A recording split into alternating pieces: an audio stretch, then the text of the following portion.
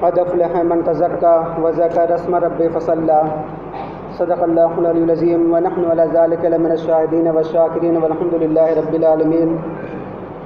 محترم حضرات، آئیے سب سے پہلے ہم اور آپ مل کر بارگاہ رسالت مآب میں درود و سلام کا نذرانہ پیش کریں اور پڑھیں اللہم صلی علی سیدنا مولانا محمد وعلی آلہ وصحبہ وبارک وسلم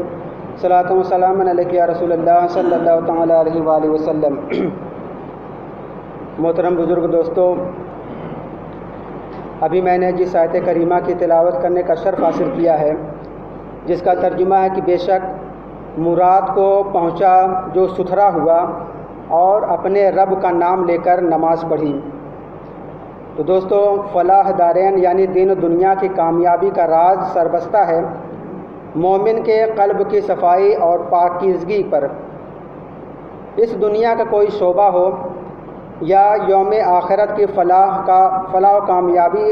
ناممکن ہے جب تک کہ قلب مومن ہر قسم کے گناہ سے پاک اور صاف ستھرا نہ ہو جائے، اور مومن کا قلب ہر قسم کے وسوسے سے اور تمام گناہوں کدورتوں اور برائیوں سے پاک کرنے کے لیے اللہ تبارک و تعالیٰ کا ذکر اور اس کی یاد لازم اور ضروری ہے۔ بغیر ذکر الہی کے قلب کو طیب و طاہر کرنا، قلب کو طیب طاہر اور پاک بنانا ناممکن ہے، اور ذکر الہی میں سب سے اہم اور جامع ذکر اپنے وقت پر نماز کی ادائیگی ہے۔ بغیر نماز کی ادائیگی کے ذکر الہی کا مقبول ہونا ناممکن ہے۔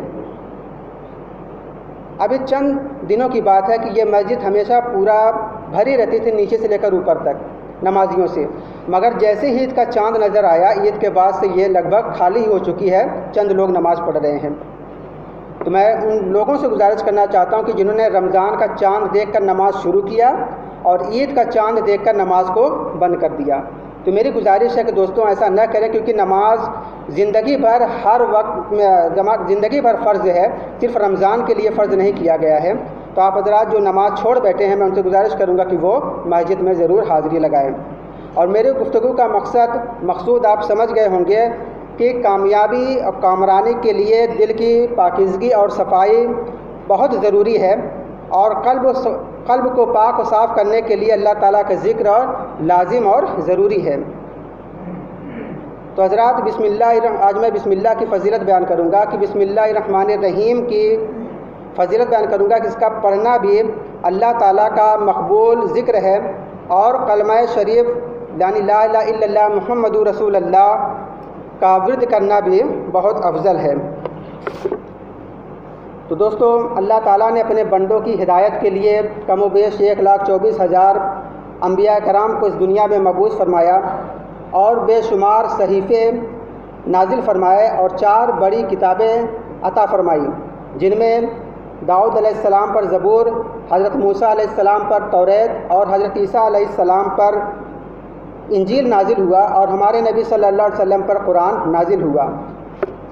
مگر قرآن جملہ تمام آسمانی کتابوں میں سب سے افضل اور اعلیٰ ہے، کیونکہ زبور، توریت، انجیل میں تحریفیں کی گئی ہیں، یعنی شیطانی خصلت کے لوگوں نے جو چاہا اس کتاب میں سے نکال دیا اور جو چاہا اسے بڑھا دیا۔ مگر قرآن مجید جو ہمارے آقا صلی اللہ علیہ وسلم کا ایک عظیم الشان معجزہ ہے، اس ربانی کتاب قرآن شریف کی حفاظت کو رب تعالیٰ نے اپنے ذمہ کرم پر لیا ہے۔ خود ارشاد فرماتا ہے اللہ تعالیٰ کہ انا نحن نزلنا الذکر وانا لہ لحافظون، یعنی بے شک ہم نے اتارا ہے اور یہ قرآن، اور بے شک ہم خود اس کے نگہبان ہیں۔ کیا شان ہے اللہ تعالیٰ کی مقدس کتاب قرآن شریف کی، جو ہمارے آقا رحمت صلی اللہ علیہ وسلم کے سینے مبارک پر نازل ہوئی۔ 1400 برس پہلے جو تھی آج بھی ویسی ہی ہے اور ہمیشہ محفوظ رہے گی۔ ایک لفظ کیا، ایک نقطہ نہ بدلا جائے گا، نہ بدلا ہے اور نہ قیامت تک بدلا جائے گا۔ حضرات، تمام آسمانی صحیفے اور کتابیں یعنی زبور، توریت، انجیل علوم و ہدایت و برکت سے مالا مال ہے، لیکن عرض یہ کرنا ہے اور میری تقریر کا خلاصہ یہ ہے کہ کہ تمام علوم اور معرفت کے خزانے الگ الگ جو تمام کتابوں میں آئے ہیں وہ سب کے سب علوم اور معرفت کے خزانے، بلکہ اس سے بھی زیادہ اور خوب زیادہ اللہ تعالیٰ کی مقدس کتاب قرآن شریف میں، جو ہمارے نبی صلی اللہ علیہ وسلم کے سینے مبارک پر نازل ہوئی، اس کتاب میں موجود، یعنی یوں عرض کروں کہ تمام آسمانی صحیفوں اور رحمانی کتابوں کے علوم قرآن مجید میں موجود ہیں، اور قرآن شریف کے تمام علوم سورہ فاتحہ میں، اور سورہ فاتحہ کے تمام علوم بسم اللہ الرحمن الرحیم میں، اور بسم اللہ الرحمن الرحیم کے تمام علوم اور معرفت کے گنجینے بسم اللہ شریف کے بے میں موجود ہیں، اور رب کے تمام علوم و برکت و رحمت کے خزینے بے کے نقطے میں موجود اور معجزن ہے۔ ہمارے پیارے نبی صلی اللہ علیہ وسلم نے ارشاد فرمایا کہ ہر نیک کام جو اللہ تعالیٰ کے نام سے شروع نہ کیا جائے وہ ناقص اور ادھورا ہے۔ تو حضرات، ہر نیک اور جائز کام بسم اللہ شریف پڑھ کر شروع کرنا چاہیے، لیکن حرام اور ناجائز کام سے پہلے بسم اللہ شریف ہرگز نہ پڑھنا چاہیے، جیسے کہ شراب پیتے وقت، یا جوا کھیلتے وقت، یا زنا کرتے وقت، یا چوری کرتے وقت بسم اللہ شریف پڑھنا نہیں چاہیے۔ حدیث مبارکہ میں ہر نیک کام شروع کرنے میں بسم اللہ پڑھنا برکت و رحمت کا سبب ہے، اور بسم اللہ پڑھے بغیر کسی کام میں برکت نہیں ہوتی۔ جس کھانے کو تناول کرنے سے پہلے بسم اللہ پڑھ لی جاتی ہے، اس کھانے میں شیطان شریک نہیں ہوتا،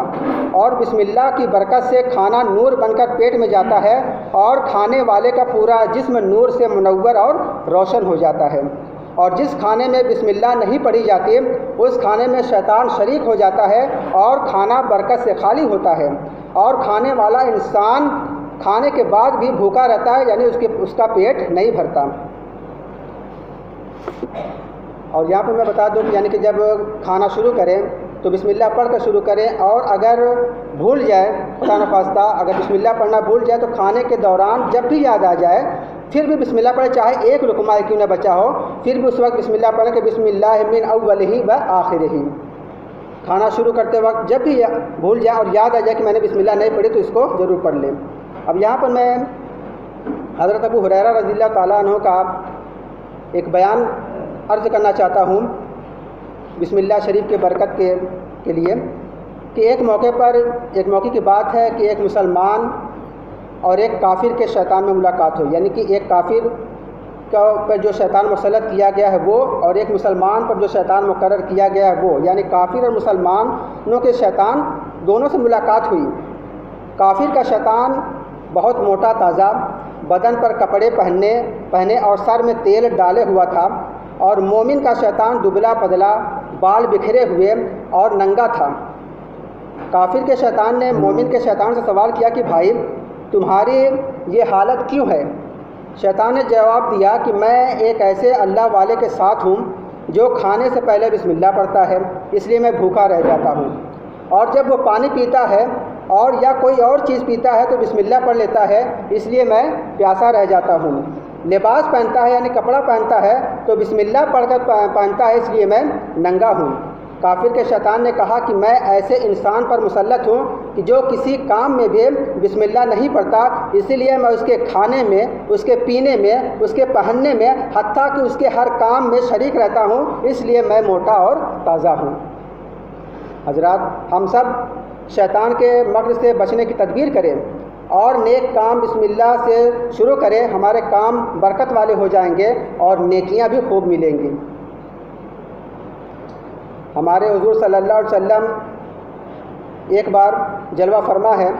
کرم کے موتی لٹا رہے ہیں اور صحابہ کرام اپنے اپنے دامن کو بھر رہے ہیں۔ ایک صحابی نے بارگاہ رسول میں عرض کیا کہ یا رسول اللہ صلی اللہ علیہ وسلم، میں کھانے کے بعد بھوکا رہتا ہوں، مجھ میں بھوک باقی رہتی ہے اور میں سیر نہیں ہو پاتا، یعنی میرا پیٹ نہیں بھر پاتا۔ تو ہمارے حضور صلی اللہ علیہ وسلم نے ارشاد فرمایا کہ شاید تم اکیلے کھاتے ہو۔ عرض کیا کہ ہاں میں اکیلے کھاتا ہوں۔ تو ہمارے نبی صلی اللہ علیہ وسلم نے فرمایا کہ مل جل کر ساتھ میں کھانا کھایا کرو اور بسم اللہ پڑھ لیا کرو، تمہارے کھانے میں برکت ہو جائے گی۔ اور یہاں پر میں ایک بہت ہی ضروری مسئلہ وہ بھی بتانا چاہتا ہوں بسم اللہ شریف کے متعلق، کہ جس کو شاید بہت کم لوگ ہی جانتے ہوں گے۔ وہ یہ کہ ہر مسلمان بھائی کو چاہیے کہ اپنی بیوی کے پاس جانے سے پہلے بسم اللہ پڑھ لے تو شیطان کے خلل سے پاک رہے گا اور جو اولاد ہوگی وہ نیک اور صالح ہوگی۔ یعنی کہ ہم بستری کرنے سے پہلے ایک دعا آئی ہے، بسم اللہ اللہم جنبنا الشیطان وجنب الشیطان ما رزقتنا، اتنی سی دعا ہے۔ اس کی فضیلت یہ ہے کہ حدیث شریف میں کہ ہمارے حضور صلی اللہ علیہ وسلم نے حضرت ابو ہریرہ رضی اللہ تعالیٰ عنہ سے فرمایا کہ جب تم اپنی عورتوں سے جماع کرو تو بسم اللہ پڑھ لیا کرو، جب تک غسل جنابت نہیں کرو گے اس وقت تک فرشتے تمہارے لیے نیکیاں لکھتے رہیں گے، اور پیدا ہونے والی اولاد جب تک زندہ رہے گی اس کے ہر سانس پر تمہارے لیے نیکی لکھی جاتی رہے گی۔ اسی طریقے سے سواری پر سوار ہوتے وقت، یعنی کہ یا سائیکل ہو، موٹر سائیکل ہو، بائک ہو، کچھ بھی ہو، سوار ہوتے وقت بھی دعا آئی ہے کہ بسم اللہ سبحان الذی سخر لنا ھذا وما كنا له مقرنین وانا الی ربنا لمنقلبون۔ حضور صلی اللہ علیہ وسلم نے فرمایا کہ جب تم سواری پر سوار ہو تو بسم اللہ الحمدللہ یعنی یہ پوری دعا پڑھ لیا کرو، ہر قدم پر ایک نیکی پاؤ گے۔ تو دوستو اکثر ہمارا حال یہ ہے کہ سواری پر سوار ہوتے وقت ہم غفلت کے شکار ہو جاتے ہیں، بسم اللہ پڑھنا ہمیں یاد نہیں رہتا، پھر ہم کسی نہ کسی حادثے کے شکار ہو جاتے ہیں۔ اگر تباہی سے بچنا ہے، حادثات سے بچنا ہے، تو اپنے آپ کو بچانا ہے تو سواری پر بیٹھنے سے پہلے بسم اللہ پڑھ لو تو مصیبت و بلا سے نجات بھی ملے گی اور ثواب بھی ملے گا۔ اب یہاں پر میں بسم اللہ شریف کی برکت سے ایک اور واقعہ حضرت عیسیٰ علیہ السلام کے بارے میں عرض کرنا چاہتا ہوں کہ حضرت عیسیٰ علیہ السلام کا ایک قبر پر گزر ہوا تو دیکھا کہ قبر میں عذاب ہو رہا ہے۔ کچھ دیر کے بعد پھر جب واپس اسی قبر سے گزرے تو ملاحظہ فرمایا کہ اس قبر میں نور ہی نور ہے اور وہاں رحمت الہی کی بارش ہو رہی ہے۔ آپ بہت معتجب ہوئے یعنی حیران ہوئے اور بارگاہ مولا میں عرض کی کہ اے میرے پروردگار آخر اس کا راز کیا ہے، مجھے وہ راز بتایا جائے۔ ارشاد ہوا کہ اے عیسیٰ یہ شخص بڑا گنہگار اور بدکار شخص تھا، اس سبب سے اس پر عذاب ہو رہا تھا، لیکن جب اس کی موت آئی تو اس نے اپنے پیچھے اپنی بیوی حاملہ بیوی چھوڑ رکھی تھی، اس کا لڑکا پیدا ہوا۔ اب جب وہ لڑکا پیدا ہوا اور آج وہ مدرسہ بھیجا گیا تو استاد نے اس لڑکے سے کہا تو بیٹا پڑھو بسم اللہ الرحمن الرحیم، تو لڑکے نے پڑھا بسم اللہ الرحمن الرحیم تو مجھے حیا آئی کہ میں زمین کے اوپر اس کا بیٹا میرا نام پکار رہا ہے، مجھے رحمان الرحیم کہہ رہا ہے، میری رحمت نے یہ گوارا نہ کیا کہ بیٹا زمین کے اوپر میرا نام پکارے، مجھے رحمان الرحیم کہے اور میں اس کے باپ کو قبر کے اندر زمین کے اندر عذاب دوں۔ جس کا سبحان اللہ کیا کیا رحمتیں ہیں بسم اللہ کے پڑھنے کی، مگر جب تک ہم پڑھیں گے نہیں تو برکت رحمت پائیں گے نہیں۔ اسی طریقے سے صحابی مصطفیٰ حضرت ابن عباس رضی اللہ تعالیٰ عنہما نے روایت کی کہ سرکار دو عالم صلی اللہ علیہ وسلم نے فرمایا کہ جب استاذ اپنے بچے سے کہتا کہ پڑھو بسم اللہ الرحمن الرحیم تو ہمارے آقا فرماتے ہیں کہ استاذ بچے اور اس کے ماں باپ کے لیے بخشش لکھ دی جاتی ہے۔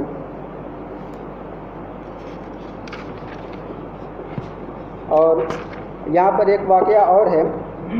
کہ بسم اللہ کی برکت سے دو یہودی مسلمان ہو گئے، یعنی ایک یہودی اور ایک یہودی لڑکا ایک یہودی لڑکی پر عاشق ہو گیا، اس کے عشق میں بے قرار رہنے لگا، چنانچہ وہ ولی کامل حضرت عطا اکبر کی بارگاہ میں حاضر ہوا اور عرض کیا کہ میں اس پر عاشق ہو گیا ہوں۔ تو اس بزرگ نے بسم اللہ الرحمن الرحیم لکھ کر ایک کاغذ کے ٹکڑے پر لکھ کر دیا اور فرمایا کہ نگل جا۔ وہ کاغذ کا ٹکڑا جس پر بسم اللہ لکھا تھا حضرت کے کہنے سے وہ شخص نگل گیا، پیٹ میں جاتے ہوئے اس کا دل نور ایمان سے منور ہو گیا اور عورت کا عشق اس کے دل سے جاتا رہا، کلمہ شریف پڑھا اور مسلمان ہو گیا۔ سرکار مدینہ صلی اللہ علیہ وسلم کا دیوانہ اور شیدا ہو گیا۔ اسی دور میں اس کی محبوبہ نے خواب دیکھا کہ کوئی کہہ رہا ہے کہ اگر تجھے جنت چاہیے تو اللہ تعالیٰ کے سچے ولی حضرت عطا اکبر کی بارگاہ میں حاضر ہو جا۔ وہ عورت حضرت کی خدمت میں حاضر ہوئی اور عرض کیا کہ میں اس شخص کی معشوقہ ہوں، اور پھر اپنا خواب بیان کیا۔ حضرت عطا اکبر نے اس عورت سے فرمایا کہ بسم اللہ الرحمن الرحیم پڑھ۔ اس عورت نے پڑھا، پڑھتے ہوئے اس کا دل بھی روشن ہو گیا، پھر کلمہ پڑھ کر مسلمان ہو گئے اور ولی کامل کی بارگاہ رحمت سے دونوں جہاں کی نعمت اپنے دامن میں سمیٹے اپنے گھر پہنچی۔